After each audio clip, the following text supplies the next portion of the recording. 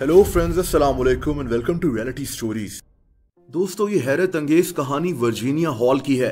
ये औरत एक जासूस थी। इसको दी लिंपिंग लेडी भी कहा जाता है, यानी एक ऐसी औरत जो लंगड़ा कर चलती थी। इसकी वजह यह थी कि वर्जीनिया की एक टांग लकड़ी की थी, लेकिन इसके बावजूद इस औरत से जर्मन फौज बहुत डरती थी। ये कहानी आपको हैरान कर देगी। वर्जीनिया 6 अप्रैल 1906 को अमेरिका में पैदा हुई थी। इसके माँ बाप काफी अमीर थे। वर्जीनिया ने काफी महंगे स्कूल्स में तालीम हासिल की। इसकी फैमिली के फार्म्स भी थे, जहां वर्जीनिया शूटिंग और घुड़सवारी वगैरह किया करती थी। इसने अपने बचपन में ही मुख्तलिफ जबानें भी सीख ली थीं। वर्जीनिया हमेशा से एक सफीर बनना चाहती थी। इसने कई दफा यूएस स्टेट डिपार्टमेंट में अप्लाई भी किया, लेकिन उस दौर में औरतों को ऐसी जॉब्स मिला नहीं करती थीं।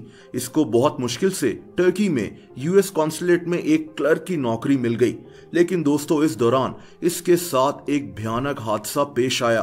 ये 1933 की बात है। वर्जीनिया टर्की में ही परिंदों का शिकार करने एक जंगल में मौजूद थी कि एक फेंस के ऊपर चढ़ते हुए इसकी बंदूक से गोली चल गई, जो सीधा इसकी टांग पर लग गई।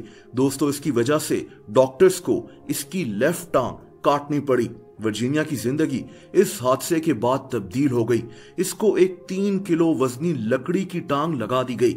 ये वापस अमेरिका आ गई, लेकिन इस हादसे ने इस औरत की हिम्मत को नहीं तोड़ा। इसका अभी भी वही ख्वाब था कि ये एक दिन किसी मुल्क में सफीर बनकर जाएगी, लेकिन इसका ये ख्वाब कभी पूरा नहीं हो सका। इसने कई दफा यूएस फॉरेन सर्विस में अप्लाई किया, लेकिन यूएस फॉरेन सर्विस उस दौर में डिसेबल लोगों को नौकरी नहीं देता था। दोस्तों, वर्जीनिया की उम्मीद अब टूट चुकी थी। ये औरत दिलबर्दाश्ता होकर अमेरिका से फ्रांस चली गई। ये 1939 की बात है। वर्जीनिया को पैसों की कमी नहीं थी, इसीलिए इसने फ्रांस में एक एम्बुलेंस ड्राइवर की नौकरी कर ली, जिसके ये पैसे नहीं लेती थी। ये हॉस्पिटल गरीब लोगों का मुफ्त इलाज करता था। हालांकि इसकी एक टांग लकड़ी की थी, लेकिन ये औरत कमाल महारत से एम्बुलेंस ड्राइव करती थी। और दोस्तों, यहीं से इसकी जिंदगी ने एक नया मोड़ ले लिया। यहाँ इसकी मुलाकात एक औरत से हुई जिसका नाम वेरा एटकिंस था। ये औरत बर्तानिया की इंटेलिजेंस सर्विस के लिए काम करती थी। इसका नाम SOE था, यानी ब्रिटिश स्पेशल ऑपरेशंस एग्जीक्यूटिव। इस औरत को वर्जीनिया की हिम्मत बहुत पसंद आई। इसने सोचा कि क्यों ना वर्जीनिया को बर्तानिया की तरफ से एक जासूस बनने की ऑफर की जाए। उस दौर में औरतों का जासूसी करना इतना आम नहीं था, और फिर वर्जीनिया एक टांग से माजूर थी, इसीलिए किसी को इस पर शक नहीं होना था कि ये एक जासूस है। वर्जीनिया कई जबानें भी बोल सकती थी। वर्जीनिया ने इसकी ये ऑफर कबूल कर ली। ये हमेशा कुछ ऐसा ही करना चाहती थी। दोस्तों, यहीं से इसकी ट्रेनिंग शुरू हो गई। 1941 में इसको फ्रांस के शहर लियोन में एक जर्नलिस्ट बनाकर भेज दिया गया, और वर्जीनिया ने कमाल महारत से यहां जासूसी करना शुरू कर दी। दोस्तों, ये वो दौर था जब दूसरी जंग अजीम यानी वर्ल्ड वॉर 2 चल रही थी। फ्रांस जर्मनी के खिलाफ जंग लड़ रहा था, और वर्जीनिया दरअसल फ्रांस में मौजूद जर्मन फौजियों के खिलाफ जासूसी कर रही थी। इसने फ्रांस में कई ऐसी औरतों से राब्ते बढ़ाने शुरू कर दिए जिनका ताल्लुक जर्मन फौजियों से था। वर्जीनिया फ्रांस के लोकल फाइटर्स के रहने का बंदोबस्त भी करती थी। अगले 1 साल में वर्जीनिया ने जर्मन फौज को बहुत नुकसान पहुंचा दिया था। जर्मन्स को भी पता चल गया था कि एक औरत जो लंगड़ा कर चलती है वो दरअसल जासूस है। दोस्तों, 1942 में जर्मनी ने फ्रांस के कई इलाकों पर कब्जा कर लिया था, और जर्मन्स वर्जीनिया को भी ढूंढना शुरू हो गए।